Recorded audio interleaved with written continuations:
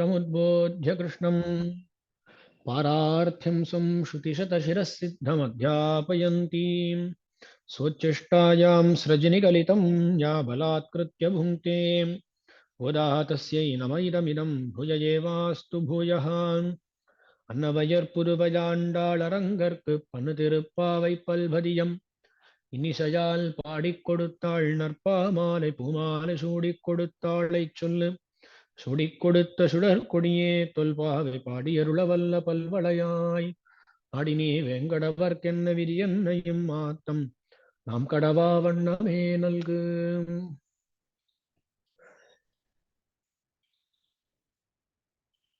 श्री गोदा जी के द्वारा विरचित तिरुप्पावई प्रबंध का अनुसंधान कर रहे हैं, हम अनुभव ले रहे हैं। अब तक हम 12 पाशुरों का अर्थानुभव किए हैं। इसके बाद जो गाथा आने वाली है उनका भी अनुभव लेना है। ऐसा आज का अनुभव विषय होगा 13वीं गाथा। उसमें भी गोदाम्बा जी जैसे इसके पहले कुछ गाथाओं में अपनी सहेलियों को जगाई, ऐसे ही पोदरी कण्णिनाई एक सौंदर्य नयन वाली गोपी को, सहेली को जगाती है। ये तो उत्थापन प्रकरण है ना, सबको जगाने वाला प्रकरण है। जागो जागो बोलते रहते हैं गोदाम्बा जी इत्यादि गोपियां। तो आज भी एक गोपी का उत्थापन होगा। यहाँ ये गोपी सौंदर्यपूर्ण नयना ऐसी है, बहुत सुंदर आंख वाली है। तो उसका मानना यह है कि अरे मेरे आंख के लिए स्वयं कृष्ण आ जाएगा। इतना सुंदर नेत्र है मेरा, मैं क्यों कृष्ण के पास चलूं, वो आएगा। ऐसा अभिमान के साथ है ये लड़की, ये गोपी। ऐसी लड़की को यहाँ गोदाम्बाजी जगा रही हैं। अरे पोदरी कन्निनाई उठो जागो। ये कैसी है बोलते हैं हमारे आचार्य, सीता जी की तरह है ये एक बहुत रसमय वृत्तांत है। जब पहली बार श्री हनुमान जी श्री राम जी को देखे, तब श्री राम सीता विरह से पीड़ित होकर बहुत दुखित थे, बहुत दुखित थे। तो उनको देख के हनुमान सोचने लगे, अरे एक स्त्री को छोड़कर ये इतना दुखानुभव कर रहे हैं, ये क्या है। वैराग्य होना चाहिए, इंद्रियों के ऊपर नियंत्रण होना चाहिए, पर इनका तो कुछ नहीं है। अरे ये क्या है। ऐसी सोच थी हनुमान जी को, क्योंकि वो तो नैष्ठिक ब्रह्मचारी हैं। इसलिए वो सोच रहे थे कि राम जी आ, अनावश्यक बहुत दुखित हो रहे हैं। तो ऐसी सोच थी हनुमान जी की। जब वो लंका को पहुंचे पहली बार, समुद्र पार करके लंका पहुंचे और वहां ढूंढकर बाद में सीता जी को देखे, जब सीता जी का दर्शन हुआ तब इनकी सोच अलग हो गई। वे सोचने लगे, दुष्करम कृतवान रामः हीनो यदनया प्रभु धारयत्यात्मनो देहम। सोचने लगे, अरे ये राम जी बहुत कठोर हृदय वाले हैं। अब तक क्या सोच रहे थे, ये राम बहुत इमोशनल हो जा रहे हैं, ऐसे सोच रहे थे। पर जब सीता का दर्शन हुआ, सीता जी का दर्शन हुआ, तब उनको पता चला, हनुमान जी को पता चला कि अरे सीता जी का वैभव ऐसा है, ऐसा है, ऐसी सीता जी को छोड़ के भी कोई जी सकता है क्या। ऐसी सोच उत्पन्न हुई श्री हनुमान जी का। तो तब बोलते हैं, दुष्करम कृतवान राम। अरे ये बड़ा दुष्कर काम किए हैं, ये नामुमकिन काम है जिसको राम ने किया है। श्री राम जी रामचंद्र मूर्ति किए हैं। दुष्करम कृतवान राम हीनो यदनया प्रभु। इस सीता जी को छोड़ के भी वो अभी जी रहे हैं, ये बड़ा दुष्कर है, ये आश्चर्यमय है। ऐसे हनुमान जी का अनुसंधान होता है। तो दुष्कर्म कृतवान रमा, देखिए जैसी सोच थी हनुमान जी की, वो तो अलग हो गई। क्यों? क्योंकि वो पहले सीता जी का वैभव को जानते नहीं, पर जब वो सीता जी का वैभव जान चुके तब उनकी सोच अलग हो गई। वो अलग तरह सोचने लगे, अरे राम जी अभी जी रहे हैं, यही बड़ा विषय है। ऐसा सोचने लगे श्री हनुमान जी। वहां हनुमान जी बोलते हैं, अरे ये कैसी दंपति है, कैसी दंपति है। तुल्यशील वयोवृत्ताम तुल्याभिजन लक्षणाम राघवोर्हति वैरेहीम संचेयमसिते क्षणाम तुल्यशील वयोवृत्ताम। इनका स्वभाव देखे तो, इनका जो उम्र है उसको देखे तो, और ये जो भी काम करते हैं उन कामों को देखे तो सब तुल्य है। तुल्यशील वयोवृत्ताम, तुल्यशील वयोवृत्ताम। भगवान बोलते हैं, मित्र भावेन संप्राप्तम न त्यजेयम कथंचना। जो मेरे पास, मैं तुम्हारा मित्र हूं, ऐसा बोलते हुए आता है, उसको मैं कभी भी छोड़ूंगा नहीं। ये बोलते हैं श्री रामचंद्र मूर्ति। सीता मैया बोलती है, मित्र मऊपैकम कर्तुम रामस्थानम परीप्सता वधंसा निच्छता घोरम प्रयासौ पुरुषर्षभः। बोलते हैं तुम्हें उसको मित्र मानना है, अरे शरणागति नहीं, मित्र मानो वो छोड़ देंगे। तो बोलती है, तो देखिए वो बोलते हैं मित्र भावे न संप्राप्तम, ये बोलती है मित्र भावपैकम कर्तुम। एक ही तरह सोचे, देखिए भाई स्वभाव भी ऐसी है, क्षमा कर देते हैं, क्षमा कर देते हैं, ऐसा स्वभाव भी ऐसी है, जो काम करते हैं वो भी ऐसी है। तो स्वभाव काम ये सब अच्छी तरह है। जो उम्र है वो भी तुल्य है, वयस वो उम्र भी तुल्य है। तुल्य माने यहाँ सदृश, जितना जितना एक पुरुष का होना चाहिए उतना भगवान का, श्री रामचंद्र मूर्ति का वय है। ऐसा ही सीता मैया का जो विवाह अनुगुण वय है, उम्र है, वो भी है। यहाँ तुल्य शब्द का ऐसा अर्थ लेना चाहिए, जब वयस शब्द में उसका अन्वय होता है, तुल्यशील वयोवृत्ताम तुल्याभिजन लक्षणाम। और उनके वंश को देखे तो एक है रघुवंश, इक्ष्वाकु कुल सूर्य वंश है। और सीता जी का वंश को देखे तो उनका भी विदेह वंश बोलते हैं, जनक वंश है वो।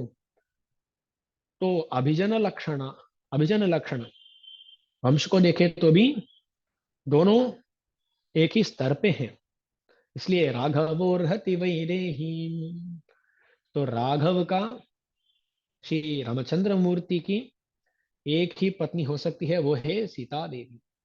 ऐसा ही सीता देवी का एक ही पति हो सकता है, वो राम है। राघवोर्हति वैदेहीम तंचेयम। राघव के लिए, श्री रामचंद्र मूर्ति के लिए सिर्फ वैदेही, जो विदेह कुल वाली है सीता जी, वही योग्य है। ऐसे ही राम ही सीता के लिए योग्य है, ऐसे बोलते हैं। तो यहाँ श्री हनुमान जी क्या कर रहे हैं, जो जो उनके लिए तुल्य है उनके बारे में बात करते आ रहे हैं। पर वहां तंचेयम असिते क्षण, सीता जी के लिए एक अतिरिक्त विशेषण डालते हैं श्री हनुमान जी। वो अतिरिक्त विशेषण क्या है? बोलते हैं असिते क्षण। सभी अवयवों में सौंदर्य तुल्य है, स्वभाव देखे तो तुल्य है, सब तुल्य है। पर एक जगह सीता जी वो अति विशिष्ट है, उनका सौंदर्य अतिरिक्त है। कहा? नयन सौंदर्य। जब सीता जी के नयनों को कोई देखता है, आंखों को देखता है, उसमें करुणा दिखती है, करुणा परिपूर्ण है सीता जी का वो नयन। भगवान का भी आंखों में कारुण्य होता है, पर उसमें स्वातंत्र्य भी मिल जाता है। तो बोलते हैं भगवान करुणा सागर है। हाँ, करुणा सागर है भगवान, पर क्या है ना, समुद्र हो तो समुद्र में नमक होता है ना, ऐसा ही भगवान करुणा सागर है, पर उसमें स्वातंत्र मिल गया है, इसलिए उसका उपयोग नहीं कर सकते। इसलिए भगवान के आंखों में देखने पर भी वहां करुणा दिखती है, पर करुणा के साथ स्वातंत्र्य भी होता है। इसलिए करुणापूर्ण है, करुणा परिपूर्ण नहीं बोल सकते। पर सीता जी है ना, स्वातंत्र्य नहीं है उनका। और बोलते हैं अज्ञात निग्रह, अज्ञात निग्रह। भगवान अनुग्रह भी करते हैं, निग्रह भी करते हैं। पर लक्ष्मी देवी, सीता जी, वो निग्रह ऐसा शब्द को भी जानते नहीं है। वो अज्ञात निग्रह, निग्रह ऐसा कुछ होता है जानते नहीं है। ये लक्ष्मी देवी इत्यादि देवियों की स्थिति है। इसलिए लक्ष्मी जी के आंख को देखे तो वहां जो करुणा प्रवाह होता है, वो राम जी के अभी आंख में नहीं होता। इसलिए श्री हनुमान जी बोले राघवोर्हति वैदेहीम तंचेयम। पर वहां ये अतिरिक्त विशेषण है असिते क्षण। तो आंखों को कंपेयर करें तो सीता जी का आंखों से भगवान का, रामचंद्र मूर्ति का आंखों का कंपैरिजन नहीं हो सकता। ये अतिरिक्त है तो सब तुल्य है। आंखों का जो सौंदर्य है ना, वो अतिरिक्त है। जैसा सीता जी का ये नयन सौंदर्य है, ऐसा ही आज जिस गोपी को गोदाम्बा जी जगाती है, उस गोपी का भी नयन सौंदर्य है। तो इस नयन सौंदर्य के लिए श्री कृष्ण कुछ भी करेगा। इस वृत्तांत को बोलते समय दो वृत्तांत दास के हृदय में आ रहे हैं, उनका स्मरण हो रहा है। एक है, कल एक स्वामी के बारे में हम देखे थे, पिल्लई उरंगाविली दासर ऐसा बोल रहा था। उनको धनुर्दास जी बोलते हैं। वो धनुर्दास जी क्या कर रहे थे, वो पहले वो मल्ल युद्ध में विशारद थे। ऐसे वो उनकी भारियां, उनका पोन्नाइची ऐसे बोलते हैं, पोन्नाइचियार ऐसे बोलते हैं।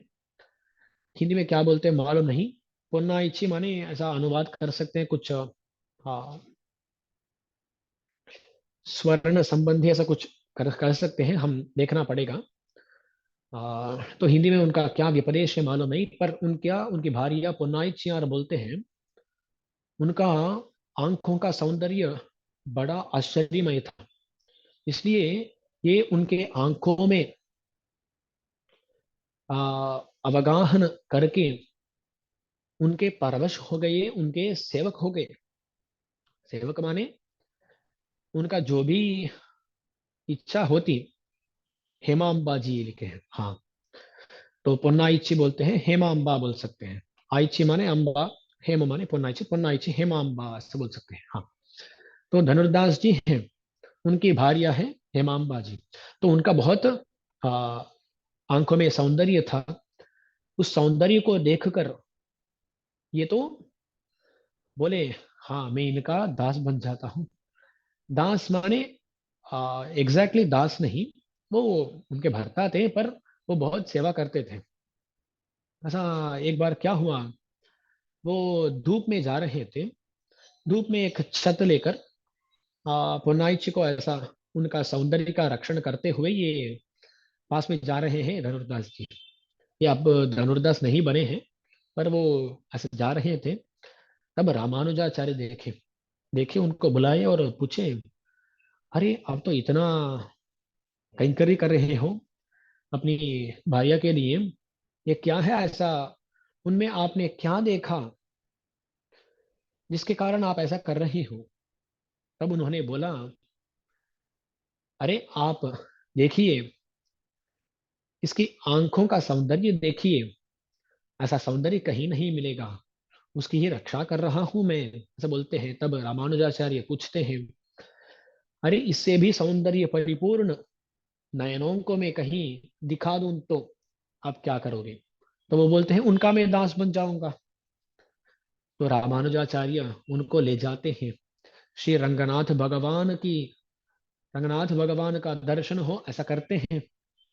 तो रंगनाथ भगवान दर्शन देते हैं हमारे लिए, अर्चावतार रूपी भगवान दर्शन देते हैं। पर जब रामानुजाचार्य इनको ले आए, तब भगवान विभवावतारों में जैसा सौंदर्य होता है, ऐसा सौंदर्य परिपूर्ण होकर उनको दर्शन दिया।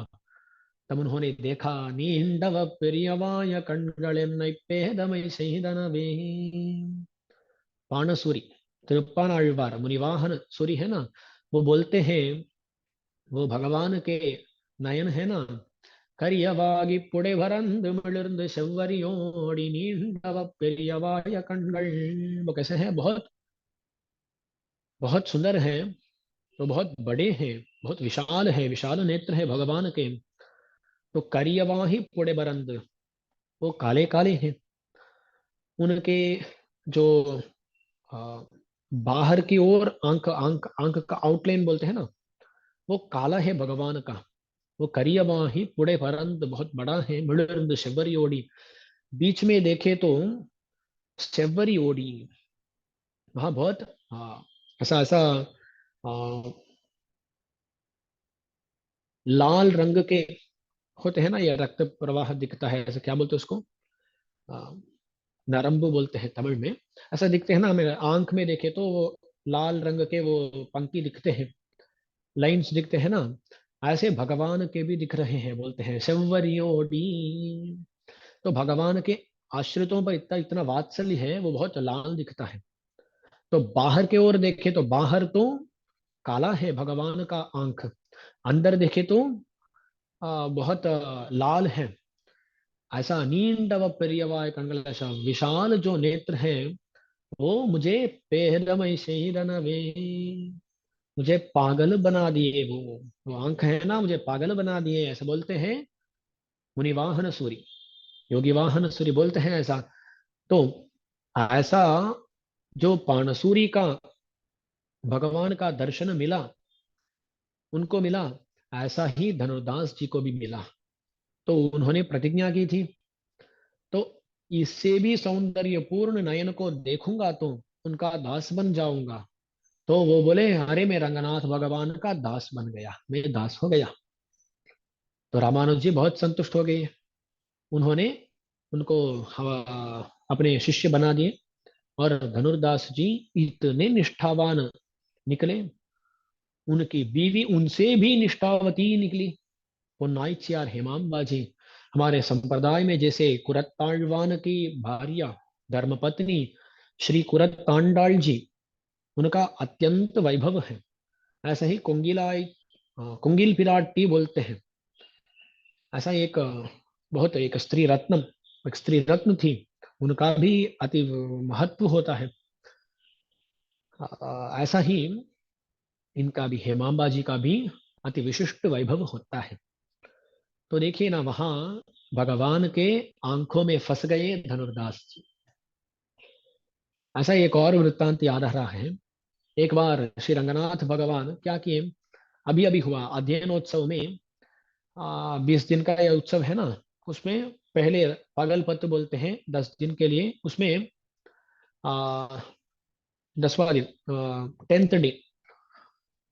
तो उस अंतिम दिन में, पगलपत्र का अंतिम दिन में भगवान क्या करते हैं ना, वो नाच्यार तिरुकोलम बोलते हैं, रंग नायकी की तरह वो वेशभूषा ये सब पहन के आते हैं।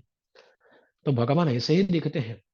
वो रंगनाथ भगवान की मुखारविंद को देखे तो वो ऐसा ही होता है। श्री रंगनाय की माता जी का जो मुखारविंद होता है ना, ऐसा ही होता है, दोनों का बहुत सिमिलर होते हैं मुखारविंद।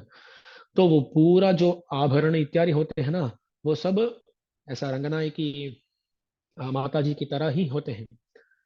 एक बार पराशर भट्टर जी के समय में भगवान ऐसा वेशभूषा पूरा धारण करके आ गए।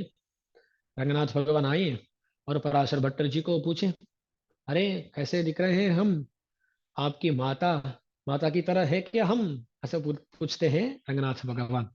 तब पराशर भट्टर जी बोलते हैं, अरे भगवान, ये जो आभरण पहने हो, अच्छा, ये जो वेश है वो भी सही है, अच्छा है, सब हमारे माता की तरह है।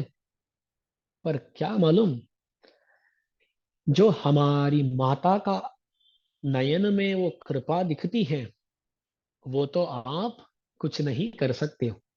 वो स्वाभाविक होनी चाहिए, आपको तो स्वभाव से ऐसा नहीं है।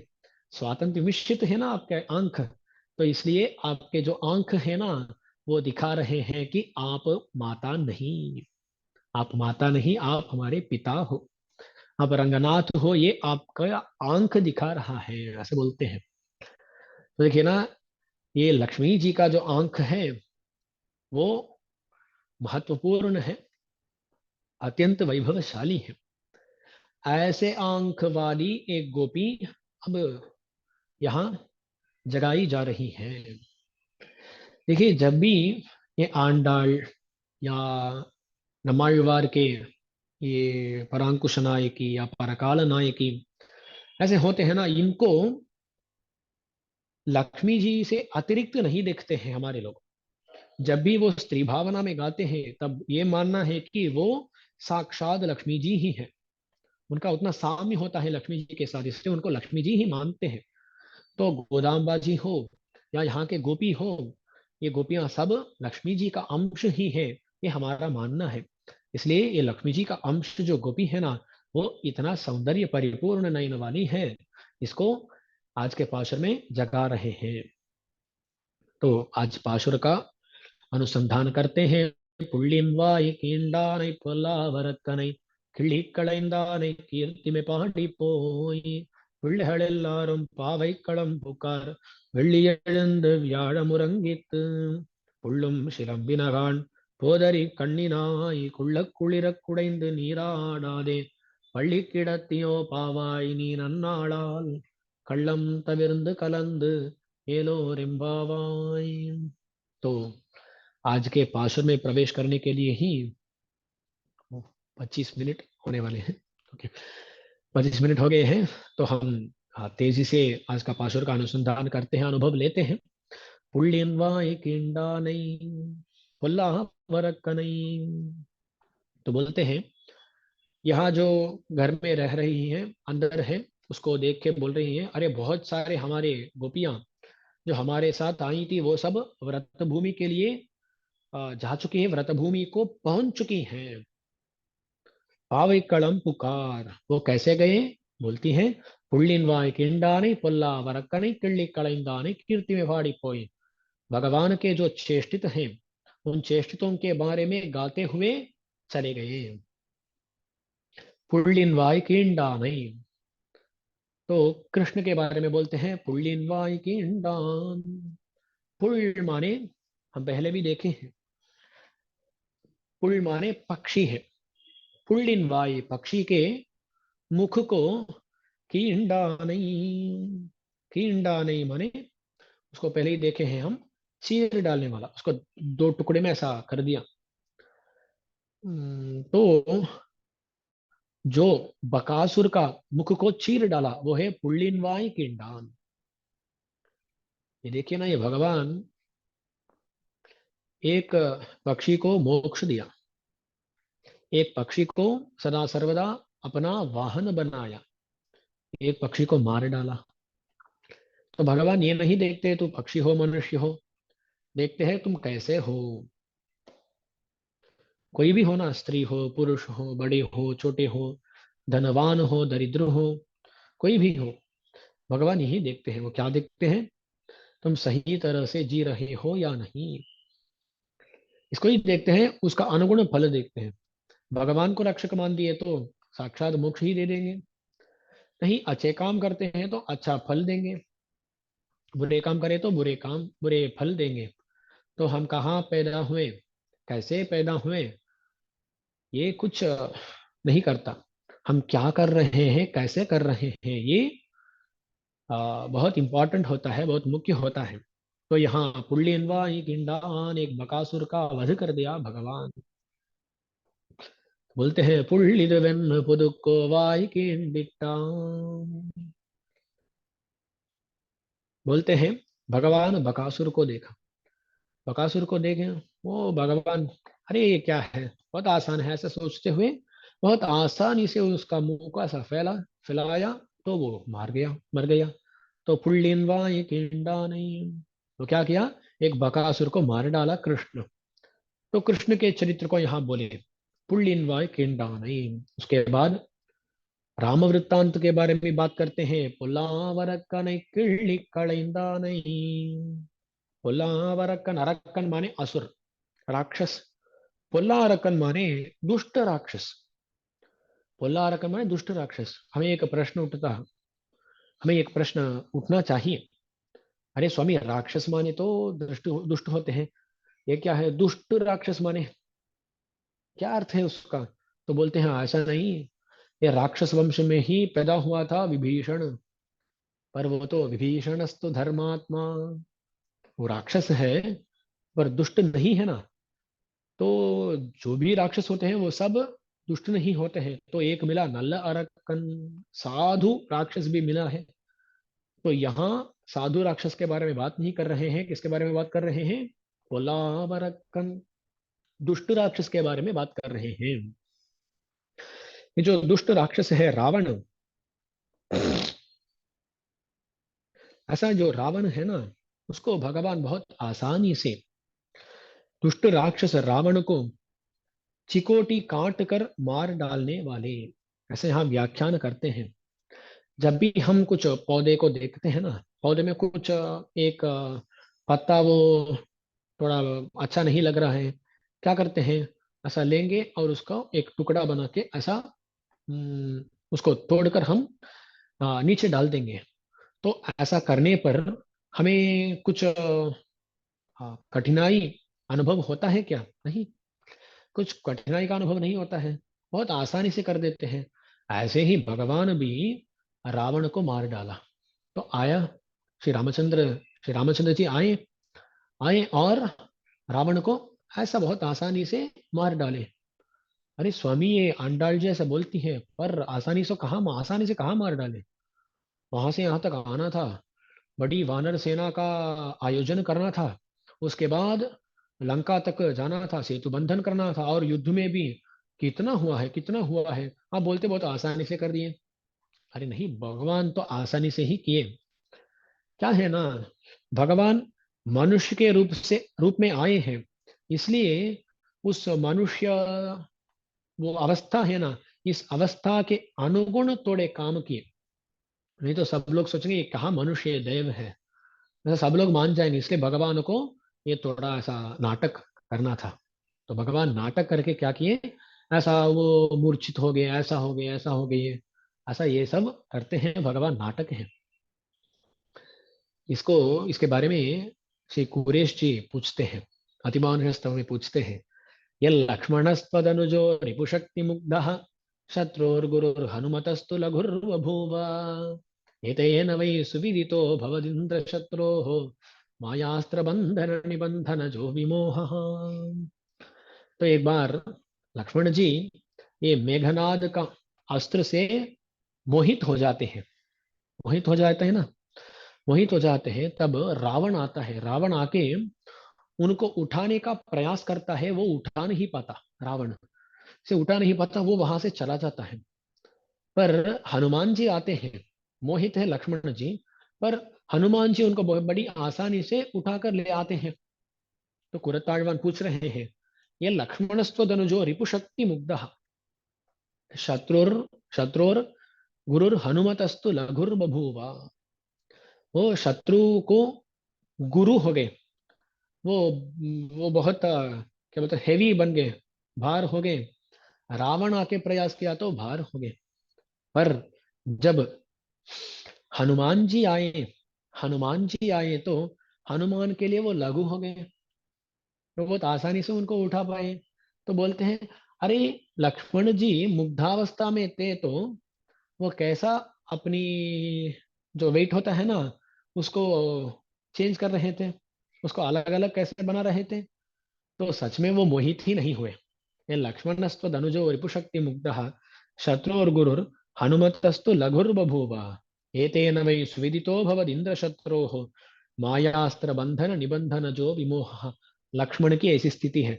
तो लक्ष्मण सचमुच में वो मोहित नहीं हुए हैं, वो मोहित नहीं हुए हैं, वो सिर्फ नाटक कर रहे थे, वो नाटक कर रहे थे।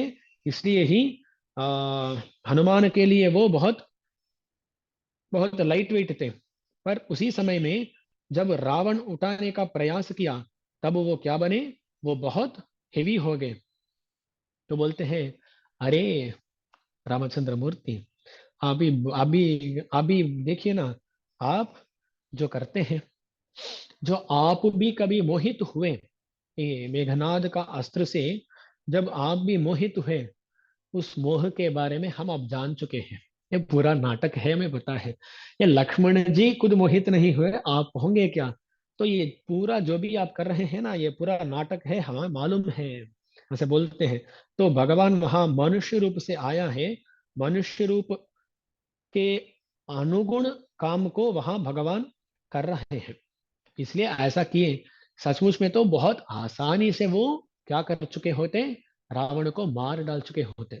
और ये क्या है ना, एक और चीज है, आ, कभी भी आप देखिए ना, कभी देखिए, हमारे घर वाले जब होते हैं, हमारी माता या हमारी बीवी ऐसे लोग होते हैं ना, हमारे बारे में जब बोलते हैं, वो बोलते हैं, अरे हमारे पति तो बहुत आसानी से कर देते हैं, हम तो बहुत श्रम लेके ही करते हैं वो काम।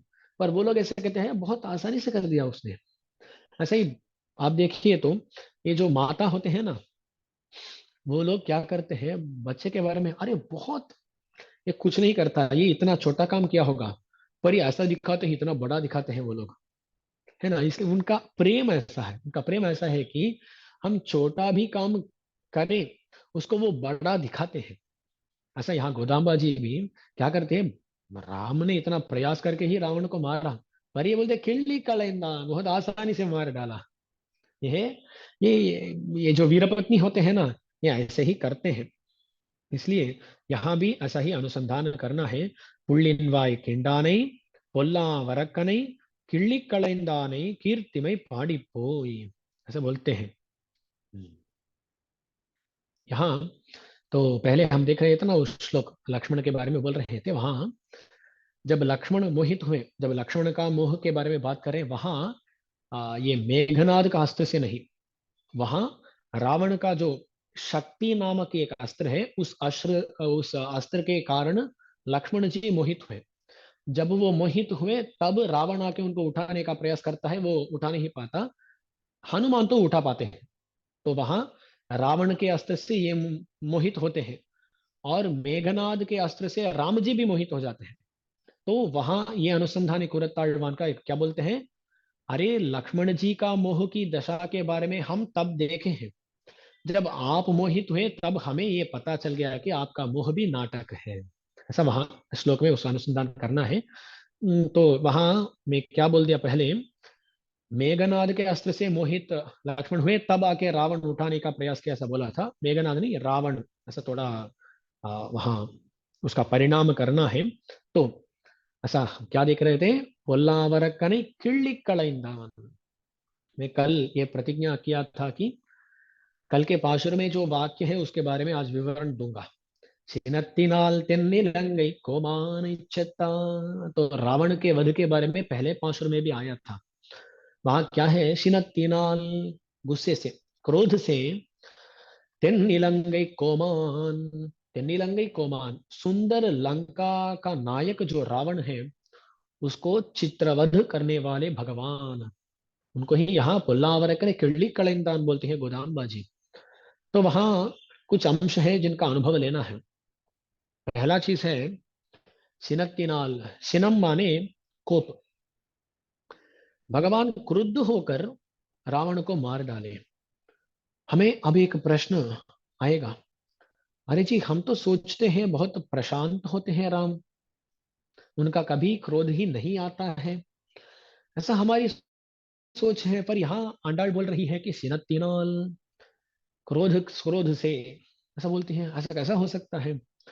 तो हमारे आचार्य बोलते हैं कि अरे ऐसा कभी नहीं बोले कि राम का क्रोध ही नहीं होता है, पर ये बोलते हैं वो जित क्रोध, वो क्रोध को भी जीते हैं। यानी क्या विषय है यहाँ, जब भी हमें क्रोध आता है ना, हम क्रोध परवश हो जाते हैं, है ना। क्रोध में कुछ ना कुछ बोल जाते हैं, क्या बोलते हैं पता नहीं चलता। अरे बाद में ही जब सोचते हैं अरे ऐसा बोलना नहीं था। तो हम क्रोधवश हो जाते हैं हम लोग। पर राम जी कैसे हैं, भगवान श्री राम क्रोध को अपने वश में ही, तो कभी भी वो क्रोध परवश नहीं हो जाते हैं। इसलिए कभी कभी ऐसा बोला जाता है श्री रामायण में, क्रोध माहारय तीव्रम, वो क्रोध को स्वीकार किए, क्रोध को लाए, ऐसा बोलते हैं। हम कभी भी क्रोध को लाते नहीं हैं, क्रोध हमें खींच के जाती है, ये हमारा हमारी स्थिति है। पर श्री राम जी का ऐसा नहीं, भगवान श्री राम वो क्रोध को आहारयत, वो उसको लाते हैं। अरे वो उनका तो क्या होता है ना, अब तो क्रोध लाना है, इस क्रोध से ही हमें इस शत्रु को विनष्ट करना है, ऐसा वो सोचकर क्रोध को लाते हैं। तो क्रोध उनके कंट्रोल में है, इसलिए उनको बोलते हैं जितक क्रोध। पर एक बार क्या हुआ, वो क्रोध के वश हो गए। ऐसा भी एक बार हुआ है। कहाँ कहाँ हुआ, तो बोलते हैं कोपस्य वश में ईवान, कोपस्य वश में ईवान। कब, रावणेन कृतौ व्रणं दृष्ट्वा प्लवगशार्दूलम्, कोपस्य वश में ईवान। तो बोलते हैं ये राम जी, श्री राम जी, एक बार ये युद्ध प्रचलित था। रावण क्या कर रहा था, बहुत सारे अस्त्रों के साथ हनुमान जी को मारा, हनुमान जी को बहुत सारे अस्त्रों से मारा। तब हनुमान जी का थोड़ा व्रण हो गया था, व्रण हो गया था। तब सत्तुरामो महातेजा रावणेन कृतव्रणम दृष्ट्वा प्लवगशार्दूलम कोपस्य वशमेवान। तब क्या हुआ ना, जो राम भक्त श्री हनुमान जी हैं, उनका जब कुछ व्रण हो गया, तब भगवान श्री राम कोपस्य वशमेवान, कोप के वश में पड़ गए। तो कोप उनको कंट्रोल करना शुरू कर दिया। तो देखिए जब राम जी का, भगवान श्री राम को कुछ आपत्ति होता है, कुछ आपत्ति होती है, तब उनको कोप, वो कोप को लाते हैं, क्रोधम आहार या तीव्रम। पर जब किसी भक्त को कुछ हानि हो जाती है, तब ये कोप परवश हो जाते हैं। तो भगवान का क्रोध है क्या, वो गलत है क्या, नहीं, गलत नहीं है। जब शत्रुओं के ऊपर क्रोध दिखाते हैं, वो भगवान का गुण ही है। इसके बारे में श्री भाष्य में एक जगह श्री भाष्यकार रामानुजाचार्य जी विचार करते हैं, अरे भगवान का कोप है, ये अच्छा गुण है का, है क्या नहीं? तो बोलते हैं, भगवान तो दंडधर है, उनका जगत परिपालनम एक काम है। तो जो बुरा काम करता है, उनका उसका अनुगुण दंड देना भी भगवान का कार्य होता है। तो भगवान, अरे मुझे कोप ही नहीं आता, मैं किसी को दंड नहीं दूंगा, ऐसे बोले तो ये जगत निर्वाह नहीं होगा ना। इसलिए जो बुरे लोग होते हैं उन पे उनके उनकी भलाई के लिए क्रोध दिखाए तो वो अच्छा ही होता है। तो क्रोध बोले तो अच्छा, करुणा बोले तो, क्रोध बोले तो बुरा, करुणा बोले तो अच्छी, ऐसा नहीं होता है। क्योंकि देखिए ना, आस्थान स्नेह कारुण्य धर्माधर्म धिया कुलम पार्थम प्रपन्नम उद्देश्य शास्त्रावतरणम कृतम। गीता शास्त्र का अवतरण क्यों हुआ? क्योंकि अर्जुन है ना, वो अर्जुन कारुण्य दिखाया। कहाँ? आस्थाने। जहां कारुण्य को दिखाना नहीं था, वहां वो कारुण्य दिखाने लगा। तो कारुण्य हो तो वो अच्छा गुण है, ऐसा नहीं बोल सकते। जहां कारुण्य दिखाना चाहिए वहां कारुण्य दिखाना चाहिए। अरे बहुत सारे अपराधी लोग होते हैं हमारे दुनिया में, उन पर कारुण्य दिखाता है सरकार, तो हम क्या बोलते हैं, ऐसा नहीं करना चाहिए, उनका तीव्र दंड देना चाहिए, सब बोलते हैं ना। तो जहां कारुण्य दिखाना नहीं चाहिए वहां कारुण्य दिखाने से वो कारुण्य भी दोष बन जाता है। ऐसा ही जहां हमें क्रोध दिखाना चाहिए वहां हम क्रोध को दिखाए नहीं तो वो भी दोष होता है। तो जो योग्य होते हैं उन पर क्रोध दिखाना गुण ही होता है, न दोष। इसलिए भगवान का क्रोध है ना, वो गुण ही है, दोष नहीं है, बोलते हैं। एक जगह परकाल सूरी जी बोलते हैं, கடிகொள் பூம்பொழில் காமறு பொய்கை வைகு தாமரை வாங்கிய வேழம் முடியும் வண்ணமோர் முழுவலி முதலை பத்தமத்ததன் சரண் நினைப்ப கொடியவாய் விலங்கின் உயிர் மலங்க கொண்ட சீத்தமொன்னுண்டுளதறிந்து உன் அடியனேனும் வந்தடியணையடைந்தேன் அணிவொழில் திருவரங்கத்தம்மானே। गजेंद्र के बारे में जब देखते हैं, गजेंद्र ने भगवान को पुकारा, नारायणा वो मणिवन्ना नागणया, भगवान बहुत तेजी से आए। वहां पटकाल सूरी का ये एक पांसुर है, यनवे गुंड तीराद शीत्रताल। भगवान कैसे आए, किसमें आए? तो बोलते हैं तीराद शीत्रताल, एक कोप ही वाहन बन गया, उस कोप में ही आ गए। तीराद शीत्रताल, वो भी क्या है ना, वो कोप अपार है। तीराद शीत्र, वो कभी भी खत्म ही नहीं होता है। ऐसा एक कोप से आई, इतना कोपिष्ट हो गए, कुपित हो गए भगवान। तो उस क्रोध को देखकर हमारे परकाल सूरी अन्यत्र बोलते हैं, अरे भगवान मैं देखा ही आप बहुत कुपित हुए, उस कोप को देखकर मैं आके शरणागति कर रहा हूं। क्या बोलते हैं जी? आपके क्रोध को देखकर मैं आके शरणागति कर रहा हूं। अरे ऐसा कैसा हो सकता है? हम दुनिया में देखते हैं, कोई स्वामी बहुत क्रुद्ध होते हैं, स्वामी आप बहुत क्रुद्ध होते हैं इसलिए हम आपके शिष्य बन जाते हैं, ऐसे कोई नहीं बोलता। कोई बोलता है क्या?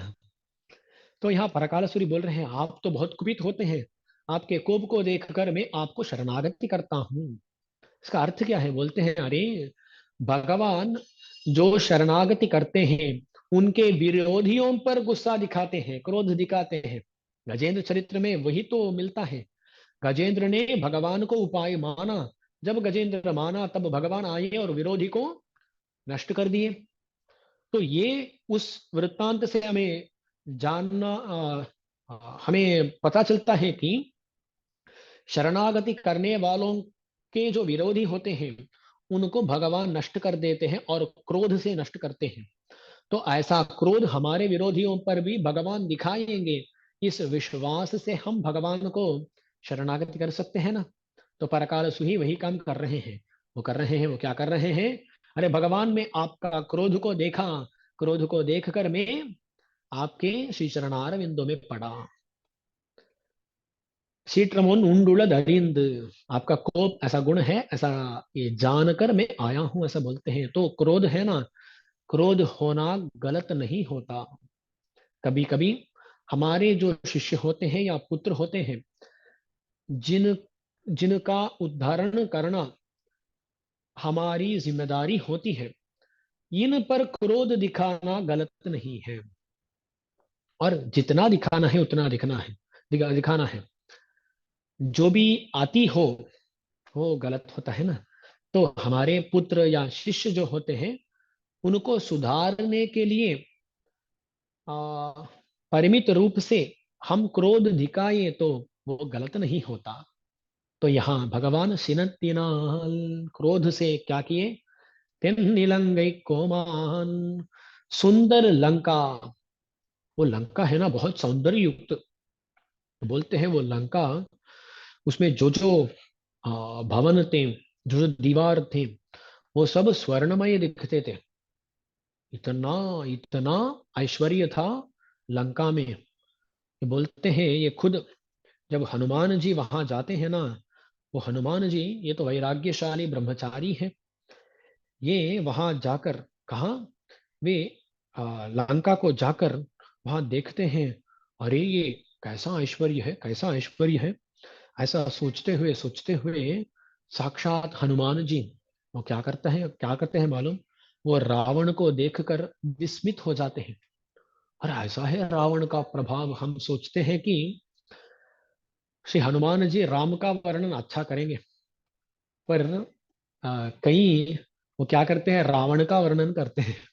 रावण का वर्णन करते हैं, बोलते हैं, अहो वीर्यम अहो रूपम अहो सत्वम अहो द्युति, अहो राक्षस राजस्य सर्वलक्षण युक्तता। तो ये किसका वर्णन है, ये हम सोचेंगे ये राम का वर्णन होगा, अहो रूपम ऐसा बोले तो ये राम का वर्णन नहीं है।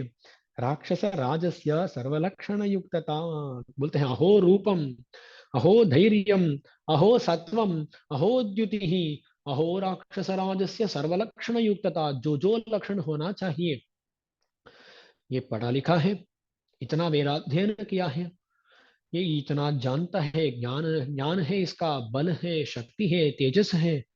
अरे इसमें क्या नहीं है, क्या नहीं है, ऐसे सोच रहे हैं। तब बोलते हैं, श्री हनुमान जी बोलते हैं, यद्यधर्मो न बलवान स्यादयम् राक्षसेश्वरः, स्यादयम् सुरलोकस्य सशक्रस्यापि रक्षिता।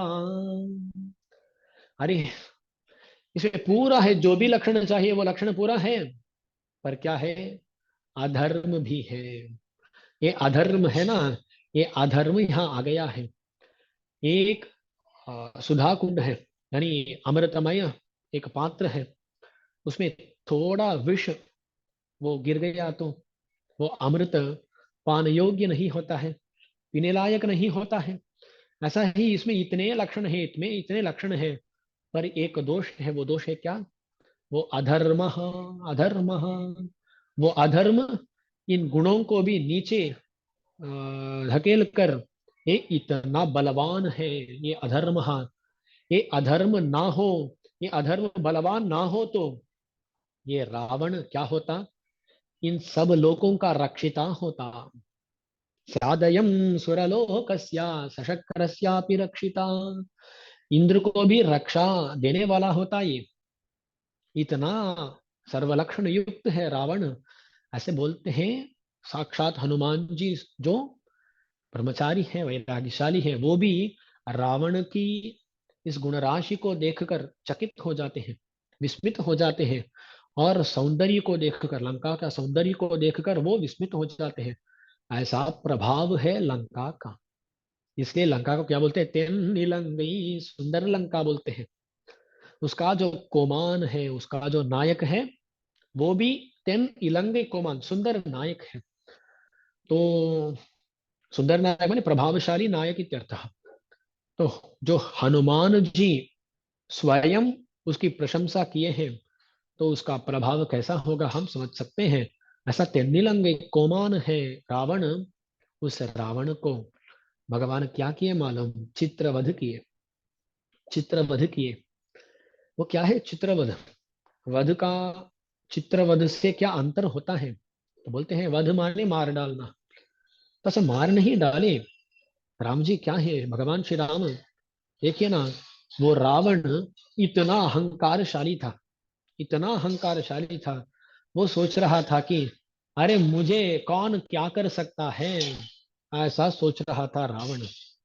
पर देखिए, पहले हनुमान जी आए। हनुमान जी आके रावण के बहुत सारे पुत्रों को मार डाले, बहुत सारे बल को मार डाले, और लंकापुरी को ही विध्वंस कर कर लौटे। तो वहां उसका ईगो, अहंकार है ना, उस अहंकार में ऐसा थोड़ा एक ब्लैक स्पॉट आया रावण का अहंकार में। उसके बाद जब श्री राम जी लंका में प्रवेश किए, उसके बाद युद्ध शुरू हुआ। जब युद्ध प्रारंभ हुआ, भगवान श्री राम और वानर सेना ये सब मिलकर रावण का ये एक एक परिवार परिवार में एक एक व्यक्ति को मार डालते रहे, मार डालते रहे। तो रावण देख रहा था, देखते देखते ही उसका अहंकार ऐसा, उसको अहंकार बहुत मार खा रहा था। वो अहंकार गया नहीं, मार खा रहा था पर टिका हुआ था। उसके बारे में देखेंगे। तो उसको वो देख रहा था, देख रहा था। उसके परिवार में जो जो थे वो सब मरना मरना शुरू किए। एक एक कर कर एक एक को भगवान श्री रामचंद्र ने मार डाला। ये रावण का अहंकार इतना मार खा रहा था, मार खा रहा था। और क्या हुआ, ये खुद रावण आ गया युद्ध भूमि में। जब रावण खुद आया ना, तब क्या हुआ, श्री रामचंद्र मूर्ति क्या करते हैं, उसको किरीट, उसका जो किरीट होता है ना, उसका अहंकार सूचक किरीट, उस किरीट को नीचे धकेलते हैं एक बाण से। उसका रथ को नष्ट कर देते हैं, सारथी को नष्ट कर देते हैं। जो भी हाथ में धनुष होता है ना, उस धनुष को भी नष्ट कर देते हैं। तब वो रावण है ना, वो तब तक कभी भी भूमि को देखा नहीं, पहली बार भूमि को देखा, ऐसा वर्णन करते हैं। क्योंकि वो अहंकार ग्रस्त है ना, कभी नीचे नहीं देखता, ऊपर ही देखता था। पर भगवान इतना इतना अपमान कर दिए कि पहली बार वो भूमि को देखा, वो सर नीचे कर दिया। सवज्र पाता शनि सन्निपातात, न चुक्षुभे नापि चचाल राजा, स राम बाणाभिहतो भृशार्तः, चचाल चापं च मुमोच वीरः। जब देवताओं के साथ युद्ध होता, तब इंद्र इत्यादि वो देवता गण इसके ऊपर बहुत सारे अस्त्र डालते। क्या बहुत सारे अस्त्र डालते, ये इंद्र वज्रायुध को डालता। पर रावण न चुक्षुभे नापि चचाल राजा, उसके मन में या शरीर में थोड़ा भी क्षोभ नहीं हुआ। न चुक्षुभे नापि चचाल राजा। जब रावण जल क्रीड़ा करता है ना, तब उनके जो उसकी जो स्त्री होते हैं, बहुत सारे होते हैं ना वनिता, वो लोग पुष्प से मारते थे रावण को। तब उसको जैसा चोट लगता, ऐसा ही चोट लगा जब वज्रायुध आके इस पे गिरा। इतना बलशाली है रावण। ऐसा रावण, स राम बाणाभिहतः भृशार्तः, राम बाण से जब चोट लगा ना, तब वो भृशार्तः इतना दुखित हो गया, इतना दुखित हो गया, चचाला, वो ऐसा हिल गया।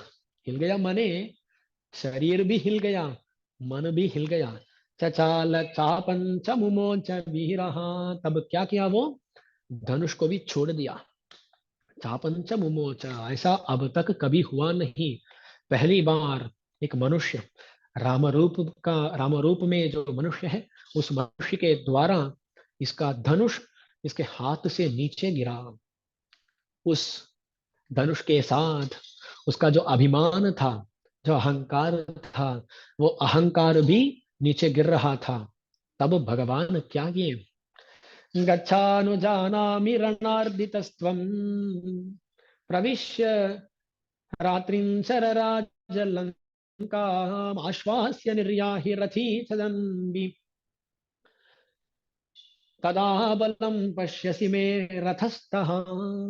तब बोले, ये रावण ना इतना अपमान सह लिया, वो सोच रहा था अब मेरी मृत्यु हो जाए, ये मेरे लिए अच्छा होगा। ऐसा जब वो सोच रहा था ना, तब भगवान उसके अहंकार पर इतने बड़ा एक अस्त्र डाले। वो बोले गच्छ, जाओ जाओ, बोले गच्छ अनुजानामि, मैं अनुमति देता हूँ। गच्छ अनुजानामि रणार्दितस्त्वम, अब तो तू रण में बहुत चोट खाया है, तो अब जाओ। प्रविश्य रात्रिंचर राज लंका, रात्रिंचर राज, राक्षस राज, तो जाओ, लंका को जाओ। प्रविश्य आश्वास्य निर्याही, थोड़ा आश्वास करो, विश्राम करो, विश्राम करके आओ, फिर से लौटो। आश्वास्य निर्याही रथी धन्वी, लौटो। जब आएगा तब एक और रथ के साथ आओ, और हाथ में धनुष के साथ आओ। तब ये नहीं सोचना कि कुछ और राम को देखोगे, यही राम होगा, और इससे भी ज्यादा बल होगा, उसको तू देखेगा।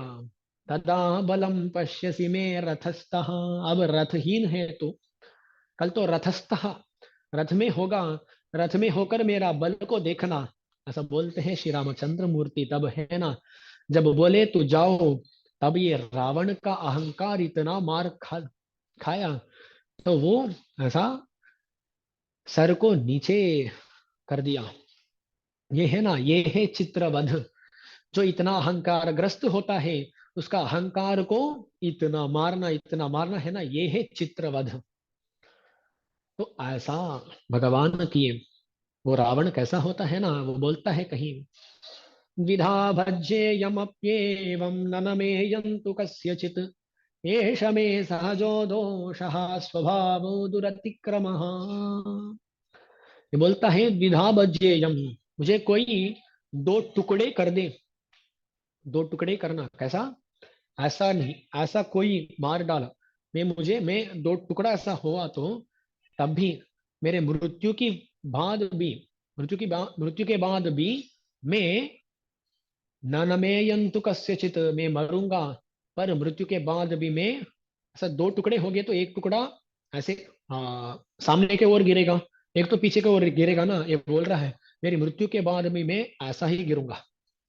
ऐसा गिर गया तो किसी को नमन कर दिया ऐसा हो जाएगा ना, तो बोलता है मैं ऐसा भी गिरूंगा नहीं, मृत्यु के बाद भी गिरूंगा नहीं, ये शमे सहजो दोष, ये जो दोष है ना, ये मेरा सहज है, मेरे साथ ये उत्पन्न हुआ है। सहजायते इति सहजा बोलते हैं, जो मेरे साथ ही उत्पन्न हुआ, पैदा हुआ, ऐसा दोष है ये सहजो दोष। ये स्वभाव जो है दुरतिक्रम, इसको मैं कभी भी पार नहीं कर सकता, ये तो मेरे साथ ही रहेगा, मैं कुछ नहीं कर सकता, ऐसा बोलता है। अहंकार के बारे में बात करता है ये। ऐसा अहंकार वाला जो रावण है ना, उस रावण के आंखों के सामने उसका परिवार को नाश किए, उसको नष्ट किए श्री रामचंद्र मूर्ति। उसके बाद रावण का जो जो भी अहंकार होगा ना, उस अहंकार को भी नष्ट किए। पर ये रावण को भगवान उसको जाने को अनुमति दिए। क्यों दिए, क्यों दिए? बोलते हैं, अरे ये तो इतना देख चुका है, इसको तो अब मालूम पड़ा होगा कि राम चाहे तो इसको मार डाल सकते हैं। तो राम जी सोच रहे हैं, अरे तो ये अब तो समझ गया है, तो इसको थोड़ा समय देते हैं। वो जाकर सोचकर, कल ये धनुष के सिवाय किसी और आयुध से, अंजलि नामक आयुध से आए तो उसको ले लेते हैं, इसको स्वीकार कर लेते हैं। ये है रामचंद्र की अभिप्राय, रामचंद्र का अभिप्राय ये है। पर क्या है ना, वो इतना अहंकार ग्रस्त है, वो फिर से लौटा, धनुष के साथ लौटा, इसलिए वो मरा। वो अंजलि जी के साथ लौटता तो वो मोक्ष को जाता, है ना। तो रावण है ना, रावण है, रावण को भी क्षमा किए। देखिए, इस रावण को मार डालने के लिए ही राम इतने दूर आए हैं, इतना काम किए हैं, इतना कष्ट अनुभव किए हैं, उसको मारने का एक अवसर मिला है, तब भी वो मारे नहीं, ये है उनका गुण। तो बोलते हैं कुरताழ்वान अतिमानुष स्तव में बोलते हैं, ये त्वं कृतागसमपि प्रणति प्रसक्तम्, तो उसमें वहां बोलते हैं कि ये जो रावण है ना, उसको विश्रम्यतामिति मुमोचित मुग्धमाजौ कोयम गुण कतर कोटि गतः कियान् वा कस्य स्तुतेः पदमहो बत कस्य भूमिः यत्तादृशागसमरिं रघुवीरवीक्ष्य विश्रम्यतामिति मुमोचित मुग्धमाजौ। तादृशागसमरिं, ऐसा पाप जो किया है, इसके बारे में बोल भी नहीं सकते, ऐसा पाप जो किया है उसको वीक्ष्य, उसको देखकर, ये तादृशागवसवरीम रघुवीर वीक्ष्य, अब क्या किए, आश्वास्य निर्याही विश्रम्यताम, तो विश्राम लो, ऐसे उसको आप मुक्त किए, उसको छोड़े। ये कैसा गुण है, कैसा गुण है। कुरत्ताழ்वान श्री कुरेश जी बहुत विस्मित हो जाता है, अरे कैसा गुण है, इसके बारे में कैसा बात करते हैं हम। कोयम गुणः कतर कोटि गतः कियान् वा कस्य स्तुतेः पदमहो बत कस्य भूमि अयम गुण, कहा, ये कैसा गुण है, कतर कोटि गतः, इस गुण को कहा हम जोड़ सकते हैं, किस समूह में, गुण गण बहुत होते हैं ना, किस गण में इसको हम जोड़ सकते हैं। कियान्वा, इसका जो परिमाण है, वो कितना परिमाण है, कितना बड़ा है, क्या है, इसके बारे में क्या बात कर सकते हैं। कस्य स्तुते पदम, कौन इसकी स्तुति कर सकता है, अरे कौन इसके बारे में सोच भी सकता है, ये कैसा गुण है, कैसा गुण है। इस गुण के बारे में चिंतन करते हुए कुछ ना बोल सकते हो क्या, ऐसा बोलते हैं कुरत्ताழ்वान को, यम गुण कतर कोटि गतः कियान् वा कस्य स्तुते परमहु बत कस्य भूमि, ऐसा है भगवान का गुण। तो देखिए उसके बाद में रावण आया तो तब भगवान, अरे मैं इसको अंतिम अवकाश भी दिया, तब भी ये सुधारा नहीं, तो उसको मार डाले श्री रामचंद्र मूर्ति। वणंगलिलरक्कन शरुक्कळत्तविया मणिमुടി उरुभुदुम पुरला अनंगेळंदवंदन कवम दन्निन्नाड। तो बोलते हैं अपि दशमुखी लुत्वा रक्षः कबंधम अनर्तयत, भगवान क्या किए, उसके सर को काटे काटे काटे, सब सर को काट कर क्या किए ना, वो कबंध को अनर्तयत, वो सर नीचे गिर गए, 10 सिर, वो 10 सर नीचे गिर गए, उसका कबंध जो मुंड था ना, वो नर्तन कर रहा था। ऐसे नर्तन उसको करते हुए देख के अति संतुष्ट हुए भगवान श्री राम। ऐसा भी वर्णन होता है, ऐसा பொல்லாவரக்கனை கிள்ளி களைந்தானை, ऐसा சினத்தினால் தென்னிலங்கை கோமானை செத்தான், ऐसा बोलते हैं। पुल्लिन वाय खिंडा பொல்லாவரக்கனை किल्ली कளைंदान, वो பொல்லாरकन है, दुष्ट राक्षस है, इतना दुष्ट है वो, क्या किया है इसको बोल भी नहीं सकते, इतना दुष्ट है वो राक्षस। तो पुल्लिन वाय किंडाने पुल्लावरकनई किल्ली कளைந்தானை कीर्ति में भाड़ी को, ऐसे रावण को वध करने वाले, आसानी से वध करने वाले हमारे रामचंद्र मूर्ति के बारे में बात करते हुए ये गोपियां सब पावैक्कलम पुकार, पावैक्कलम माने व्रत भूमि, व्रत करने का जो स्थान होता है, उस स्थान को वो सब लोग पहुंच गए हैं। और बोलती हैं, यहाँ क्या है ना, एक गोपी को जगा रही है गोदाम्बा जी, तो अंदर रहने वाली गोपी पूछते हैं, अरे क्या हुआ है, अब सुबह हो गया क्या, क्या चिन्ह है, पुकार पूछती हैं। तो ये बोलती है, अरे सब लोग हमारे सहेलियां व्रत भूमि को ही पहुंच गई, हम थोड़े लोग यहाँ तुम्हारे लिए खड़े हैं, हम बाकी हैं, तो तुम भी आ जाओ। तो वो बोलती है, अरे पावे कलम बुकार, वो लोग तो ऐसे ही होते हैं, उनको कब सुबह होगा नहीं होगा उनको वो मालूम नहीं, वो गए, उसको मैं चिन्ह की तरह मानूंगी नहीं, तो कुछ और चिन्ह बताओ, ऐसा बोलती है। तो ये बोलते हैं, வெள்ளி எழுந்து வியாழம் உறங்கித்து, வெள்ளி எழுந்து வியாழம் உறங்கித்து, क्या बोलते हैं ना, ये गुरुवार शुक्रवार बोलते हैं ना, गुरुवार को तमिल में व्याழக்கிழமை बोलते हैं, शुक्रवार को வெள்ளிக்கிழமை बोलते हैं। तो शुक्र का नाम है वेள்ளி और गुरु का नाम है व्याழन।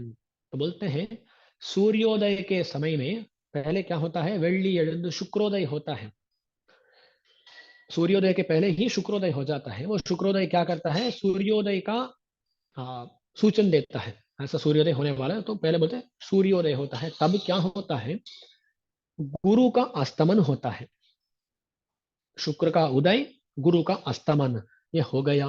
வெள்ளி எழுந்து व्याणमुरंगित, ऐसे एक चिन्ह बताते हैं गोदामबाजी इत्यादि लोग जो बाहर खड़े हैं। तो अंदर रहने वाली बोलती है, अरे आप तो कृष्ण के प्रेम में भ्रांत हैं। आपको कौन शुक्र है कौन गुरु है ये सब आपको नहीं समझ में आता। हमें भी हम बोलते हैं ऐसा शुक्रोदय होता है, कभी हम देखे हैं क्या? हम देख के बोल सकते हैं हाँ हाँ शुक्र दिख रहा है, हम बोल सकते हैं क्या? कुछ नहीं दिखता, दास को तो नहीं दिखता है। तो जो उनमें एक्सपर्ट होते हैं, जो विशारद होते हैं उनको पता चलता ही है, पर हमें तो कुछ पता नहीं चलता, हम तो जानते नहीं है। तो बोलते हैं शुक्रोदय होता है, गुरु का अस्तमन होता है, तो हम ऐसा बोलते हैं। ऐसे ही है ना वो गोपी भी, तो अंदर रहने वाले गोपी बोलते हैं हाँ आप नक्षत्र को क्या जानते होंगे, आप कुछ कुछ नक्षत्र उदय किया होगा तो उसको देखकर ऐसा शुक्रोदय हो गया आप समझते हुए होंगे। और कुछ कुछ ना कुछ नक्षत्र अस्तमन होता ही रहता है, इसलिए किसी को देखकर आप ऐसे सोचते हैं इसको मैं चिन्ह नहीं मानती। क्या होता है ना इस विवाहों में, अरुंधति दर्शन ऐसा एक एक क्रिया होती है, अरुंधति दर्शन बोलते हैं। क्या है ना, जब ये दंपतियों का विवाह अभी अभी हुआ है, उसके बाद उस अरुंधति को दिखाते हैं। वो अरुंधति नक्षत्र है, उसको देखना चाहिए। बोलते हैं बहुत कारण बोलते हैं, बट एक कारण क्या है, ये वशिष्ठ और अरुंधति ये बहुत अच्छी दंपति थे, उनकी तरह हमें रहना है, ऐसी सूचना के लिए अरुंधति नक्षत्र को देखना है सब बोलते हैं। तो वो एक क्रिया है, अविहित कर्म है। उसको क्या करते हैं ना, ये जो पुरोहित वहां होते हैं वो पुरोहित ही दिखाते हैं। वो अरुंधति नक्षत्र बहुत छोटा होता है, वो नक्षत्र बहुत छोटा होता है, इसलिए ये क्या करते हैं, पहले एक बड़ा नक्षत्र को दिखाते हैं। अरे वो नक्षत्र दिख रहा है क्या? हाँ दिख रहा है स्वामी।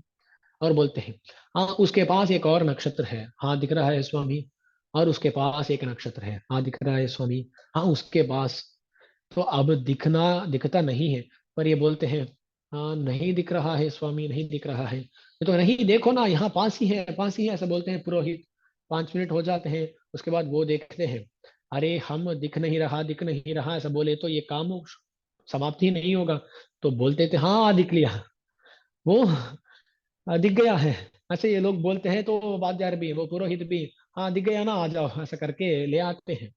तो ये क्या होता है ना, कभी कभी वो सच में दिखता नहीं है पर बोल देते हैं दिखता है, हाँ दिख रहा है। कभी कभी ऐसा होता है, कुछ लोग होते हैं वो कुछ हास्यास्पद विषय कहते हैं, वो उसमें क्या हास्य है वो हमें समझ नहीं आता, पर वो हंसते हैं तो हम भी सोचते हैं अरे हम हंसे नहीं तो वो गलत समझेंगे, तो हम भी हंस लेते हैं। ऐसा करते हुए हम भी हंस लेते हैं, कभी कभी ऐसा होता है ना। ऐसा हमें कभी कभी कुछ मालूम नहीं होता, पर हम मालूम हो गया है ऐसा करते हैं। ऐसे ही ये अंदर रहने वाली बोलती है आपको कुछ मालूम नहीं, पर आप नाटक नाटक कर रहे हो। ऐसा आपको व्याकरण के बारे में, वेली के बारे में, ऐसा शुक्र के बारे में, गुरु के बारे में कुछ जानकारी है, तो मैं आपका ये चिन्ह को मानूंगी नहीं। वेल्लियंद व्याळमुरंगित ऐसे बोले। उसके बाद गोदाम्बा जी बोलती है पुल्लुम शिलम बिनाकान, अरे उसको छोड़ो। ये ये ध्वनि, पक्षियों का ध्वनि जो है वो ध्वनि सुनाई नहीं दे रही क्या? सुनाई नहीं दे रहा क्या? ऐसा पूछ रहा है। पुल्लुम शिलम बिनाकान, इस वाक्य को सुनते ही हमें एक स्मरण होना चाहिए, स्वामी इस वाक्य को पहले भी कहीं सुने हैं हम, ऐसा स्मरण होना चाहिए। क्योंकि ये आ, छठा पाशुर, सिक्स्थ पाशुर में पहला चिन्ह यही था, पुल्लुम शिलम बिनाकान, पक्षियों का ध्वनि। वो पक्षी बहुत ध्वनि कर रहे हैं, यहाँ यही पहला चिन्ह था, है ना। तो देखिए उसी चिन्ह को यहाँ एक और बार बोल रहे हैं गोदाम्बाजी इत्यादि लोग। तो हमें एक प्रश्न आ सकता है, स्वामी वो तो सिक्स्थ पाशुर था, अभी तो हम कहाँ हैं, 13th पाशुर में है। इतना समय बीत चुका है, इतने लोगों को वो जगा दिए हैं, तो पहले जो चिन्ह बताए उसी चिन्ह को अभी बता रहे हैं, ये कैसा हो सकता है? ये कैसा हो सकता है? वो तो पक्षियों का ध्वनि तभी समाप्त हो चुका होगा, कहीं बीच में ही समाप्त हो चुका होगा। तो उसी चिन्ह को यहाँ एक और बार वो कैसे बोल रहे हैं, तो इसको आचार्य बोलते हैं, देखिए वहां क्या है, पक्षियां ध्वनि कर रहे हैं, यहाँ भी क्या है, पक्षियां का ध्वनि है, पक्षियां ध्वनि कर रहे हैं, कल कल ध्वनि कर रहे हैं, यहाँ भी ऐसा है। पर देखिए ना, वहां वो पक्षियां तभी उठी थी, उठने के बाद आपस में बात कर रहे हैं वो पक्षियां। तो एक जो उसमें भी पुरुष पक्षी होता होता है, वो बोल रहा है, अरे मैं जाके जो भी मिलता है उसको ले आता हूँ, हम खाते हैं, ऐसा बोलता है। तो वो आ, जो स्त्री पक्षी होती है ना, वो क्या करते हैं, अरे सावधानी से जाना, भद्र हो, ऐसा वो बोल रही है। ऐसी जो बातचीत है ना, उस बात का ध्वनि वहां कहा गया था, पुल्लुम शिलम बिना कांड वहां। यहाँ पक्षियों का ध्वनि क्या है, जब वो ढूंढने के लिए खाने के वस्तु को ढूंढने के लिए जहां जहां आए हैं, वहां भी पक्षी कुछ ध्वनि करते हैं ना, उस ध्वनि के बारे में यहाँ बात कर रहे हैं। तो ध्वनि ही है, पर वहां किसी और स्थिति का ध्वनि है, यहाँ कुछ और ध्वनि है। तो ये अंतर यहाँ, भेद यहाँ हमें अनुसंधान करना है। पुल्लुम शिलम्बी न कांड, देखो पक्षियों का ध्वनि, वो जाग कर वो आहार को ढूंढ रहे हैं, ऐसा ध्वनि सुनाई दे रहा है। पुल्लुम शिलम्बी न कांड, ऐसा बोलने पर भी वो मानी नहीं, वो अंदर रहने वाली मानी नहीं। तब बोल रहे हैं, पोदरी कण्णी नाई, अरे पोदरी कण्णी नाई, पोदरी कण्णी नाई माने सुंदर नयन वाली, कण्णी नाई माने नयन वाली, पोदरी कण्णी नाई माने, पोद इस शब्द का पुष्प ऐसा अर्थ होता है। हरि माने शत्रु, पुष्प का शत्रु जो नयन, ऐसे नयन वाली पोदरी कण्णी नाई। तो ये जो इसके इसके नयन है, ये नयन पुष्पों का शत्रु है। इसका अर्थ क्या है, पुष्पों में जो सौंदर्य होता है, जो शीतलता होता है, ये सब गुण इसके आंख में है, इसके आंख में ज्यादा है। इसलिए ये पुष्प सब मानते हैं ये हमारा शत्रु है। सब लोग अब तक बोलते हैं कि पुष्प ही बहुत सुंदर है, पर जब इसका आंख आ गए तो हमें कोई मानता ही नहीं है। इसलिए पुष्प इसके आंख को शत्रु मानते हैं। तो पोदरी कंडिना है, पुष्पों का शत्रु जो आंख है, ऐसे आंख वाली है ये पोदरी कंडिना है। इसलिए बोलते हैं, अरे तुम्हारा इतना नेत्र सौंदर्य है, इसलिए तुम अहंकार ग्रस्त होकर सो रही हो, नींद ले रही हो, ऐसा बोलते हैं, पोदरी कंडिना। और उसके बाद भी वो उठती नहीं है। புள்ளும் சிலம்பின காண் போதரி கண்ணினாய் குள்ள குளிர குடைந்து நீராடானே பள்ளி கிடத்தியோ பாவாய் நீ நன்னாளால் कुள்ள कुளிர कुடைந்து நீராடாதே। तुम्हें हमारे साथ मिलना है, हमारे साथ मिलकर हम सबको जाना है। कहाँ, यमुना जी को जाना है।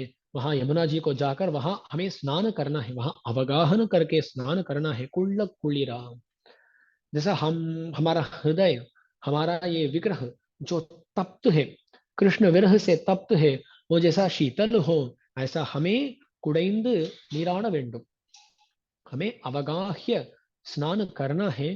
पर ऐसा न करते हुए पल्ली किड़तियो, तू तो सो रही है, तू तो सो रही है, पावाई नी नन्नालाल, आज तो अच्छा दिन है, इतना अच्छा शुभ दिन है, इस शुभ दिवस में तू सो रही हो, इतनी देर नींद ले रही हो, ये क्या है?